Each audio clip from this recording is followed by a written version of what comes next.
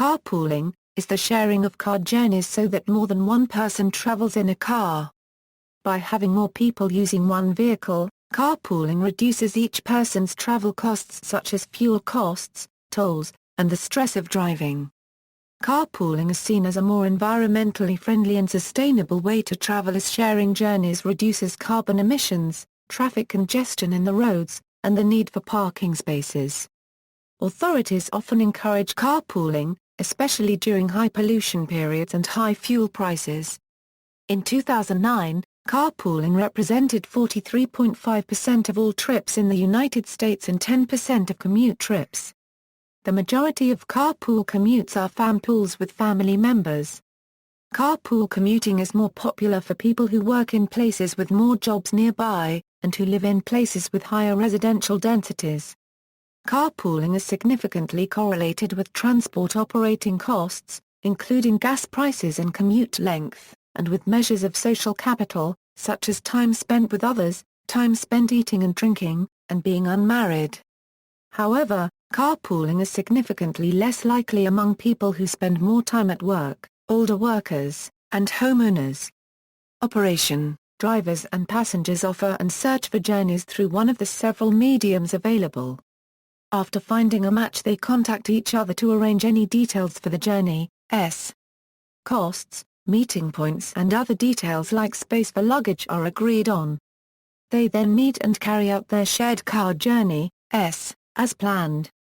Carpooling is commonly implemented for commuting but is increasingly popular for longer one-off journeys, with the formality and regularity of arrangements varying between schemes and journeys.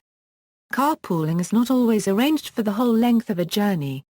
Especially on long journeys, it is common for passengers to only join for parts of the journey, and give a contribution based on the distance that they travel. This gives carpooling extra flexibility, and enables more people to share journeys and save money. Today most carpooling is organized thanks to fast-emerging online marketplaces that allow drivers and passengers to find a travel match and make a secure transaction to share the planned travel cost. Like other online marketplaces, they use community-based trust mechanisms, such as user ratings, to create an optimal experience for users. Arrangements for carpooling can be made through many different mediums, including public websites, acting as marketplaces, closed websites, carpooling smartphone applications, manned carpooling agencies, pick-up points, initiatives. Many companies and local authorities have introduced programs to promote carpooling. In an effort to reduce traffic and encourage carpooling, some governments have introduced high-occupancy vehicle lanes in which only vehicles with 2 or more passengers are allowed to drive. HOV lanes can create strong practical incentives for carpooling by reducing travel time and expense. In some countries it is common to find parking spaces reserved for carpoolers. In 2011, an organization called Grinks created a campaign to encourage others to use this form of transportation in order to reduce their own carbon footprint. Carpooling, or car sharing as it is called in British English, is promoted by a national UK charity, Carpool, whose mission is to promote responsible car use in order to alleviate financial, environmental and social costs of motoring today, and encourage new approaches to car dependency in the UK. Carpool is supported by Transport for London, the British government initiative to reduce congestion and parking pressure and contribute to relieving the burden on the environment and to the reduction of traffic-related air pollution, in London. However, not all countries are helping carpooling to spread. In Hungary it is a tax crime to carry someone in a car for a cost share unless the driver has a taxi license and there is an invoice issued and taxes are paid. Several people were fined by undercover tax officers during a 2011 crackdown, posing as passengers looking for a ride on carpooling websites. On March 19, 2012, Endispla, a member of the Hungarian parliament, interpellated Secretary of the State X about this practice, who replied that carpooling should be endorsed instead of punished, however care must be taken for some people trying to turn it into a way to gain and tax profit. History. Carpooling first became prominent in the United States as a rationing tactic during World War II. It returned in the mid-1970s due to the 1973 oil crisis and the 1979 energy crisis. At that time the first employee vanpools were organized at Chrysler and 3M. Carpooling declined precipitously between the 1970s and the 2000s, peaking in the U.S. in 1970 with a commute mode share of 20.4%. By 2011 it was down to 9.7%. In large part this has been attributed to the dramatic fall in gas prices during the 1980s. The character of carpool travel has been shifting from the Dagwood-Bumstead variety, in which each rider is picked up in sequence, to a park-and-ride variety, where all the travelers meet at a common location. Recently, however, the Internet has facilitated growth for carpooling and the commute share mode has grown to 10.7% in 2005. The popularity of the Internet and mobile phones has greatly helped carpooling to expand, enabling people to offer and find rides thanks to easy-to-use and reliable online transport marketplaces.